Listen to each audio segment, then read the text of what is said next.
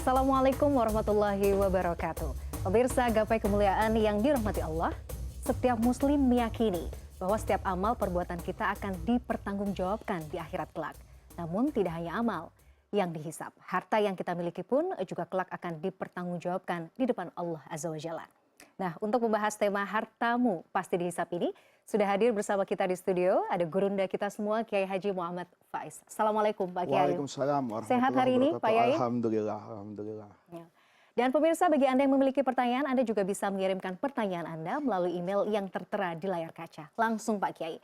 Tema kita hari ini adalah berkaitan dengan hartamu pasti dihisap. Ya. Nah, sebagai seorang muslim, bagaimana sebenarnya kita itu harus menyikapi harta yang Allah titipkan kepada kita? Harta itu adalah titipan Allah. Dan Allah juga yang menciptakan manusia itu, Allah ciptakan manusia itu secara tabiatnya mencintai harta. Betul. Di dalam Al-Quran Allah berfirman, Zuyyina linnasi hubbus syahawat. Allah jadikan indah dalam hidup itu kecintaan manusia kepada syahwatnya. Itu disebut satu-satu. Minan nisa, semua laki-laki itu pasti akan melihat perempuan. Dan setiap perempuan pasti akan melihat laki-laki. Kemudian al-banin, anak. Semua orang pasti setelah selesai dengan urusan laki dan perempuan, dia bermimpi dan berharap memiliki anak keturunan. Setelah itu wal qanatiril muqantarah, harta yang banyak. Siapa di antara kita berdua saja ini yang tidak berharap punya uang yang banyak? Iya. Kata Quran, minal khairi minadz zahabi wal fiddah, emas, perak, rupiah, dolar hari ini. Wal khairil musawwamah, kuda yang gagah dan berlari kencang. Hari ini mungkin Mobil, Ferrari, ya. Lamborghini, Mercedes dan BMW. Kemudian di sana disebutkan lagi ada al-an'am, binatang ternak yang di masa lalu adalah simbol kekayaan orang. Kemudian al-hars, tanah. Orang punya, siapa yang tidak bermimpi punya tanah ratusan ribu hektar. Semuanya itu dikatakan di dalam Al-Quran adalah bagian dari hiasan yang Allah berikan dalam kehidupan umat manusia. Kalau kemudian kita persingkat semua yang ada tadi, itu lebih banyak kepada aspek materinya, emas, perak, kuda, hewan ternak, sawah, ladang, tanah. Maka sebetulnya harta itu menjadi tiang dalam kehidupan manusia. Tiang agama maupun tiang dunia. Di dalam Al-Quran misalnya, Allah berfirman, wala tu'tus sufaha, jangan kamu serahkan kepada orang safih, orang yang tidak bisa memikirkan hal-hal secara baik, orang yang tidak bijaksana. Tidak boleh kita serahkan apa? Amwalakum, harta kalian. Kenapa saya tidak boleh menyerahkan misalnya harta saya kepada anak saya yang masih kecil? Karena boleh jadi dia belum cakap untuk menggunakan harta ini. Kenapa saya tidak boleh menyerahkan harta itu kepada anak saya yang masih kecil? Karena harta itu allati ja'alallahu lakum qiyama. Harta itu adalah pokok dalam kehidupan manusia. Kehidupan duniawi pasti. Saya tidak mungkin bisa bertahan hidup kalau tidak makan. Apa karena saya ustadz, kalau beli makanan saya cukup bayar dengan sholawat? Enggak. Saya dari rumah ke studio ini pasti naik mobil. Mobilnya kan harus diisi bahan bakar. Dan saya harus membayar itu ketika saya mengisi bahan bakar dengan uang. Artinya hidup ini tidak akan menjadi baik, berjalan selaras dan benar, kecuali saya punya uang. Agama juga. Rukun Islam misalnya zakat. Bagaimana orang bisa menjalankan ibadah zakat kalau dia tidak punya harta? Atau ada ibadah lain dalam Islam yang keabsahannya ini juga bergantung dengan harta. Misalnya, saya sholat harus menutup aurat pada batasan minimal. Untuk menutup aurat, saya butuh kain kan? Ketika saya butuh kain, saya membeli kain itu dengan uang. Bahkan ketika saya mau sempurna dalam ibadah saya, kata Al-Quran, hudzu zinatakum, ambil hiasanmu, inda kulli masjidin, Maka kalau ke masjid itu yang rapi. Kita ke mall rapi, ke masjid kadang-kadang ada orang ke masjid itu, saya pikir mau ke stadion. Karena dia pakai seragam bola. Gitu kayaknya ya. Padahal harusnya yang bagus. Kalau di Indonesia mungkin pakai sarung, kalau di negeri lain mungkin ada yang pakai jubah, di Eropa orang ke masjid pakai jas, pakai dasi. Itu kan dibeli dengan apa? Uang. Maka yang namanya harta itu adalah qiwamul hayat. Dia adalah tiang dalam kehidupan. Itu yang pertama. Yang kedua, apapun yang Allah siapkan untuk umat manusia di dunia ini, itu pasti aspek kebaikannya itu jauh daripada aspek ketidakbaikannya. Misalnya ya, lalat. Lalat itu bukan binatang yang kita sukai. Kalau kucing saya pelihara di rumah. Tapi saya tidak pernah mau melihara lalat. Tapi lalat itu punya manfaat kan. Dia bisa menghisap semua bakteri, kotoran. Dan kalau dia sudah menghisap, dia berubah bentuk di dalam tubuhnya lalat. Berarti lalat itu tetap mendatangkan kebaikan. Untuk menghisap semua kotoran yang ada di bumi ini. Nah, sama dengan harta. Tidak ada yang salah dengan harta. Tidak ada yang salah dengan jabatan. Tidak ada yang salah dengan pria tampan. Tidak ada yang salah dengan wanita cantik.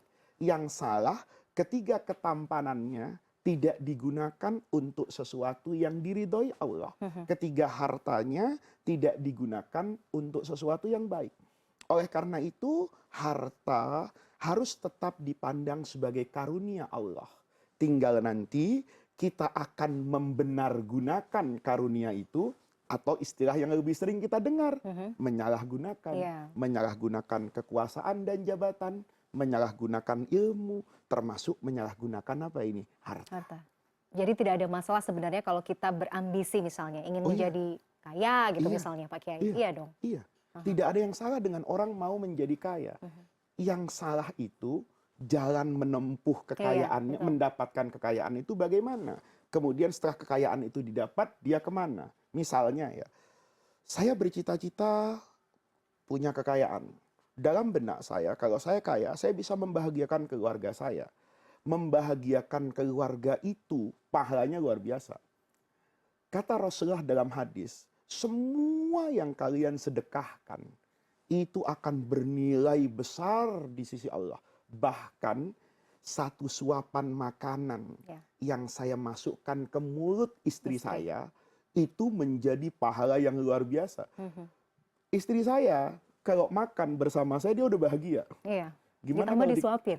Gimana kalau dikasih berlian? Waduh, tambah lagi ya. Nah, artinya di situ kan tidak ada yang salah. Kalau kemudian nanti saya punya kekayaan, kemudian saya niatkan, saya nanti akan meninggalkan kekayaan ini dalam bentuk yang positif. Tidak ada yang salah. Quran bilang loh, inna nahnu nuhyil mauta.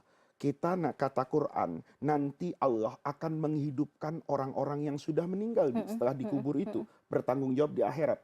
Bukan cuma itu, wa naktubu ma qaddamu. Kami catat apa yang sudah mereka kerjakan. Bukan cuma wa naktubu ma qaddamu, tapi wa atharohum. Sisa peninggalan. Itu kan rahmat Allah. Saya ini sholat sebatas umur saya. Setelah saya meninggal, saya tidak bisa sholat. Tapi saya bisa mendapat pahala sholat. Bagaimana caranya? Bangun masjid. Tidak punya uang untuk bangun masjid, bangun musola. Tidak punya uang untuk bangun musola, kasih karpet di masjid. Tidak bisa kasih karpet satu masjid, siapkan sajadah yang baik, taruh di pengimaman. Setiap imam sholat, maka walaupun saya sudah tidak sholat, sudah meninggal, maka pahala itu. Pertanyaannya, membangun masjid, membangun musola, mengasih karpet di tempat ibadah, itu butuh. Nggak pakai daun ya pasti. Nggak pakai daun. Itu butuh uang yang tidak sedikit. Jadi tidak ada yang salah dengan orang yang ingin memiliki kekayaan. Nah, kita akan bahas di segmen berikutnya Pak Kiai, terkait bagaimana kita harus memanfaatkan itu. Dan bagaimana nanti supaya meringankan hisab kita. Insya Allah. Pemirsa jangan kemana-mana, Gapai Kemuliaan akan kembali sesaat lagi.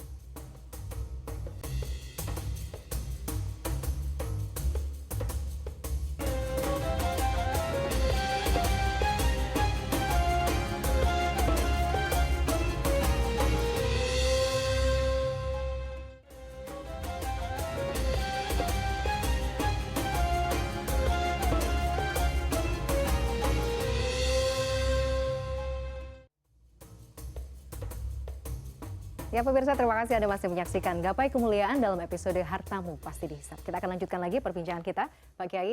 Kalau kita bicara konsep harta pasti dihisap, jadi sebenarnya harta yang seperti apa yang akan dihisap, Pak Kiai? Kan itu sesuai dengan hadis. Nanti pada hari kiamat, orang kan ditanya, ya diantaranya umurnya kamu kemanakan, diantaranya hartanya kan, dari mana kamu peroleh dan kemana kamu manfaatkan. Jadi memang semuanya ada pertanggung jawabannya.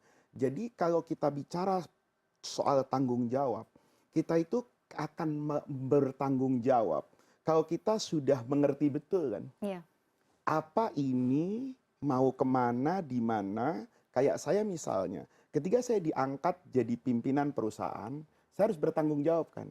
Tanggung jawab itu karena saya mengerti, saya sebagai pimpinan. Maka terkait dengan harta, ini kalau kita ingin membenargunakan harta, itu ada dua cerita ya. Dari dua kiai yang berbeda. Tapi cerita itu membekas di hati saya. Cerita yang pertama di Indonesia itu dulu ada kiai yang sangat terkenal ceramahnya. Namanya Kiai Haji Zainuddin MZ. Beliau itu memberi tamsil bahwa harta itu harus disikapi seperti tukang parkir. Sederhana saja, tukang parkir. Kalau kita di mall, kan ada juru parkir tuh, ya, yang kalau kita sampai di depan lobi, maka dia akan memarkir kendaraan kita. Yang valet gitu yang valet. Kendaraannya beda-beda. Ada yang mahal dan ada yang murah. Dan tukang parkir itu ketika dia masuk ke mobil kita, itu mobil yang sangat mahal, dia tidak pernah merasa bahwa ini mobil saya. Betul. Karena dia merasa bahwa ini adalah titipan dari yang punya. Masya Allah ya analoginya. Dia punya kewajiban untuk menjaga kan. Jangan sampai lecet, jangan sampai tersenggol. Kemudian nanti saat yang punya selesai, kan dipanggil itu. Dia antarkan. Dan dia tidak pernah sedih tuh. Tidak pernah ada tukang parkir, kemudian mobil itu pergi, dia sedih. Dia sedih kalau nggak dikasih tip. Gitu. Tapi dia tidak sedih atas perginya mobil tersebut. Itu dalam, itu sederhana. Itu menunjukkan bahwa kita harus sadar, apapun yang Allah berikan, itu semuanya hanya titipan. Kalau sudah dititipi, jaga. Kalau nanti ada yang rusak, yang nitip pasti marah. Itu yang pertama. Yang kedua, dulu guru saya bercerita di Mesir bahwa cara pandang terhadap dunia itu akan selalu benar kalau kita selalu ingat dengan yang punya dunia, Allah. Saya tanya sama guru saya, tamsilnya gimana? Beliau cerita, di Mesir itu ada sufi besar, namanya Al-Imam Abul Hasan As-Sadzili. Ini kalau para pemirsa yang menyelami dunia tasawuf, itu ada tarekat namanya tarekat Sadziliyah. Itu imamnya adalah Imam Abul Hasan As-Sadzili. Ini berbeda dengan kebanyakan sufi. Orang bilang kalau sufi itu kan bajunya jelek, ya kan, mobilnya juga sederhana banget, ya kan. Imam As-Sadzili itu berbeda. Kalau pakai parfum, parfum yang bagus, baju-baju yang bagus. Di zaman itu kuda dan kereta kudanya itu mungkin mobil Jerman yang nomor 1 hari ini. Maka kemudian muridnya kaget ini. Dia punya perspektif yang negatif dan persepsi yang salah. Katanya zuhud, katanya kiai besar, kok katanya ini kok itu, gitu kok ini kok itu. Kita juga sering begitu kan, menghakimi dan menghukumi orang dari apa yang kita lihat, tanpa kita pernah menyelami kehidupan orang tadi. Maka Imam Abul Hasan As-Sadzili ini pendidikan yang paling bagus.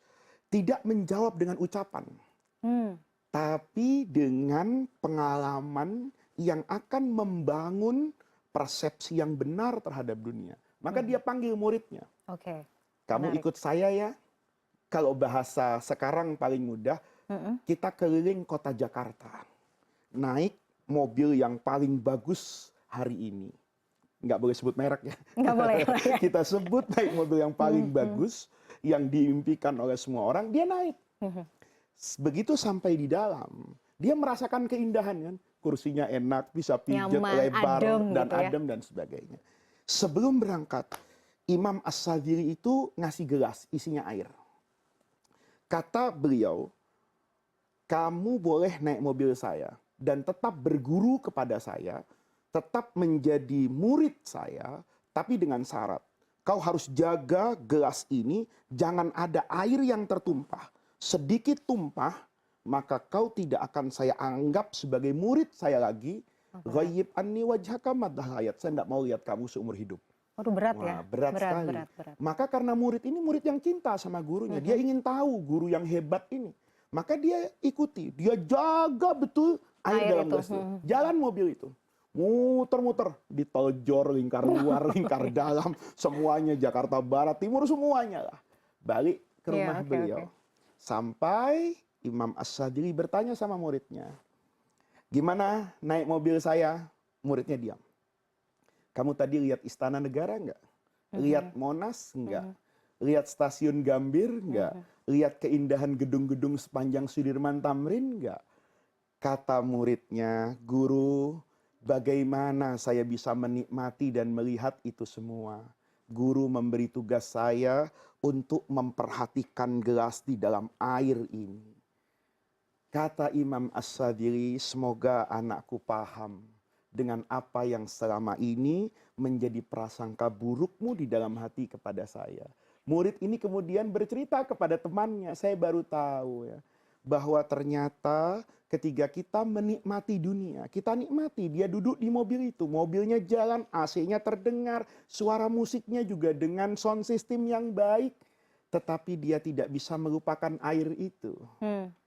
Sama kata Imam As-Sadili, saya tidak pernah lupa bahwa ini semua adalah titipan Allah. Saya naiki iya, saya nikmati iya, tapi kenikmatan itu ada batasnya yang tidak melupakan saya. Dia boleh naik mobil tadi, dia boleh nikmati mobil tadi, tapi jangan lupa sama tugas menjaga air. Dan itu jauh lebih penting gitu. Dan ya. itu jauh lebih penting. Oleh karena itu kata para ulama, dunia itu harus ada dalam genggaman kita. Di tangan saja. Di tangan kita. Tapi jangan sampai menguasai hati kita. Kita itu tidak boleh hidup sederhana hari ini. Hidup itu harus kaya dan harus kuat. Yang sederhana itu jalan hidup. The way of life. Ya. Cara hidupnya ya. Cara hidupnya. Baik. Itu nasihat agama. Masya Allah. Pak Kiai seperti biasa, sudah ada pertanyaan dari netizen yang masuk ke Gapai Kemuliaan. Mari kita simak bersama. Warahmatullahi wabarakatuh. Kiai izin bertanya, kadang perempuan itu kan sulit ya menahan hasrat untuk berbelanja, seperti berbelanja barang tas, sepatu, baju, dan barang-barang lainnya, sehingga barang-barang tersebut tertumpuk tidak terpakai. Nah, kemudian bagaimana sih caranya untuk menekan hasrat ini dan kemudian meringankan hisapnya kelak? Baik, Pak Kiai, ini pertanyaan dari Erlina, seorang mahasiswi. Ini gimana ya, perempuan ya, saya juga kadang-kadang seperti itu ya Pak Kiai. Tapi saya mau membela dulu nih. Gimana disclaimer-nya? Jadi bias gender. Oke, gimana? Ya, perempuan ada yang seperti itu. Oh ada, iya. Tapi laki-laki juga ada ya, yang seperti itu. Betul Pak Kiai. Ada kok saya melihat dalam beberapa kasus, suaminya itu membeli begitu banyak barang. Betul. Tapi anaknya tidak memakai apa-apa yang pantas dikenakan kalau diukur dengan belanjanya suaminya. Iya, itu jadi sebetulnya perempuan dan laki-laki itu sama saja. Tinggal tingkat pengendalian dirinya itu yang menjadi berbeda. Jadi kalau tadi dikatakan bahwa membeli tas, memakai pakaian yang bagus, saya rasa pakaian yang saya pakai hari ini juga nggak jelek-jelek amat lah. Kan bagus, begitu. Ya. Artinya apa? Memanfaatkan dan menikmati apa yang ada di dunia ini, kalau maknanya benar, tidak ada yang salah. Saya bekerja keras, kemudian meminum minuman yang enak. Kemudian saya, alhamdulillah, nikmat betul minuman ini. Oh ternyata ini adalah jus kurma, dibuat dari kurma. Saya bersyukur kepada Allah, tidak ada yang salah. Nah, yang salah tadi itu apa? Itu di luar kepantasan. Sehingga dia sendiri yang berkata kan, membeli tas yang kemudian tidak dia pakai. Berarti dia masih pantas punya tas 1 atau 2. Betul. Ketika menumpuk, dia pasti beli tasnya 10. Ini tamparan juga buat saya Pak Kiai. Itu artinya apa? Sebetulnya kepantasan yang diminta oleh agama. Dikatakan berlebih-lebihan, bermewah-mewahan, dikatakan tabzir. Itu kan bergantung kepada orangnya.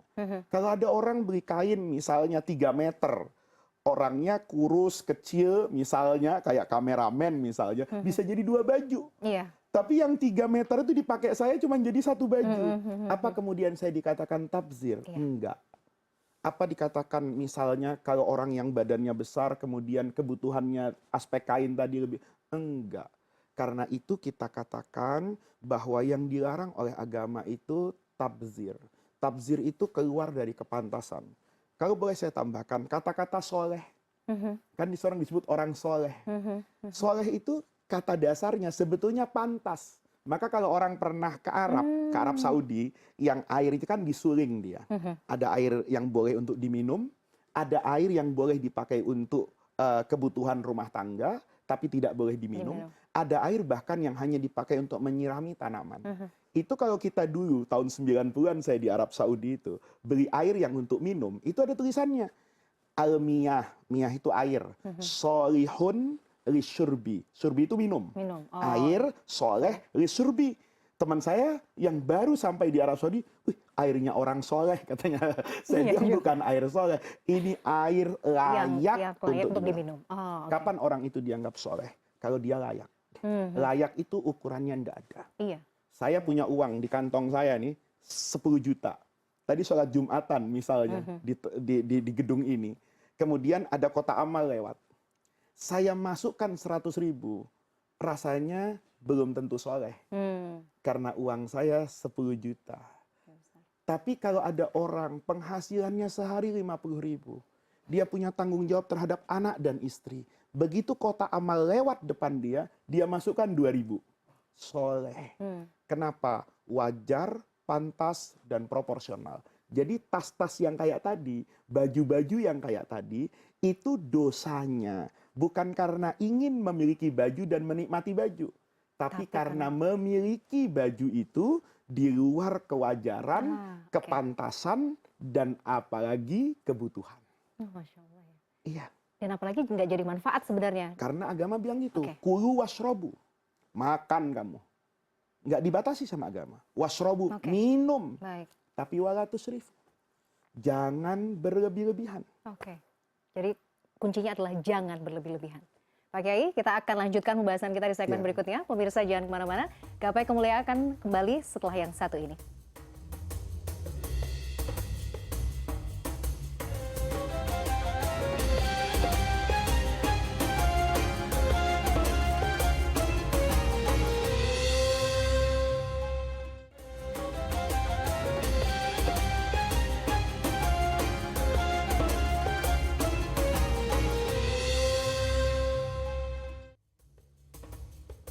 Ya pemirsa, terima kasih Anda masih menyaksikan Gapai Kemuliaan dalam episode Hartamu Pasti Dihisap. Kita lanjutkan kembali Pak Kiai.